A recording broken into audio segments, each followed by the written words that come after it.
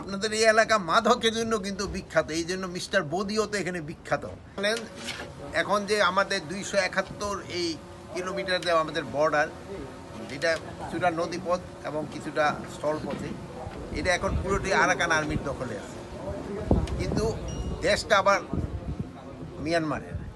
এখন আমাকে দুজনের সাথেই একটা সম্পর্ক বজায় রাখতে হচ্ছে এবং দুজনের সাথে আমাকে একটা যোগাযোগ আছে। এবং এই ব্যাপারে আপনারা জানেন যে আমাদের সরকার এবং আমাদের প্রধান উপদেষ্টা একজন হাই রিপ্রেজেন্টেটিভ, একজন যার স্ট্যাটাস উপদেষ্টা দিয়ে একজন ডক্টর খলিলুর রহমানকে নিয়োগ করা হয়েছে। উনি কিন্তু এই ব্যাপারে মানে সার্বক্ষণিক দেখাশোনা করতেছে। আর এই এলাকার যে বললেন যে এখানে অন্য কোনো সমস্যা নাই, আর অন্যান্য সব বাহিনীগুলি বিজিবি সহ তারা সব সময় খুব সজাগ আছে, আইন শৃঙ্খলা যেন সব সময় ঠিক থাকে। আর বর্তমানে আরেকটা প্রশ্ন করছিলেন যে এটা প্রায় 50 থেকে 60,000 রোহিঙ্গা আমাদের এখানে চলে আসছে, যাদের এফডিএম মানে হয় রেজিস্ট্রেশন হয় নাই।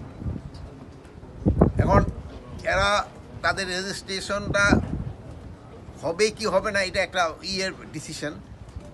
আর হয় কি এরা কিন্তু কতগুলি সমস্যা আছে, একটা মানবিক সমস্যা, যেমন ওরা হঠাৎ তারা অ্যাক্সিডেন্ট করে বা আহত হয়ে এখানে আসতে আসতে সেরকম তাদের ফেরত দেওয়াও কিন্তু খুব ডিফিকাল্ট। প্লাস এখানে তাদেরও কিছু নিজস্ব লোকজনও আছে, এটা একটা সমস্যা আছে। বাট এই 50 থেকে 60,000 এই রোহিঙ্গাদের কিন্তু ইনডাইরেক্টলি কিন্তু তারা এটা পাচ্ছে কিন্তু খাওয়ার এটার ব্যাপারে সরকার অকেফাল আছে এবং এই ব্যাপারে খুব তাড়াতাড়ি একটা হয়তো ডিসিশন। আমার একটা প্রশ্ন স্যার, বর্তমান সংকটময় পরিস্থিতিতে আপনার এই রোহিঙ্গা মাদক নিয়ন্ত্রণের জন্য এবং এর নিয়ন্ত্রণের জন্য আপনারা কি চিন্তা ভাবনা করতেছেন?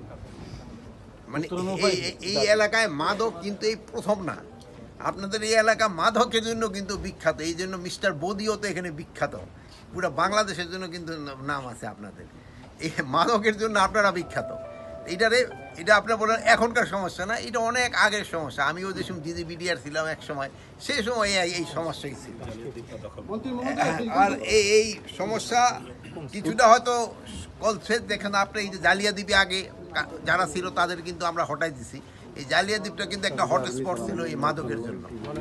প্লাস আমরা এই মাদকটা শুধু এই এলাকার না, এটা পুরা দেশের একটা সমস্যা, এটা একটা বিরাট দেশের একটা সমস্যা। এটা আপনাদের সবারই সাহায্য এবং সহযোগিতা দরকার হবে। এই মাদকটা যেভাবে হোক আমাদের এটা প্রতিহত করতে হবে। আপনারা এই যে আপনি হুজুর যে প্রশ্নটা করে ভালো, আপনার ইমাম সাহেবদেরও বলবেন যেন মসজিদে এরা যেন সবসময় বলে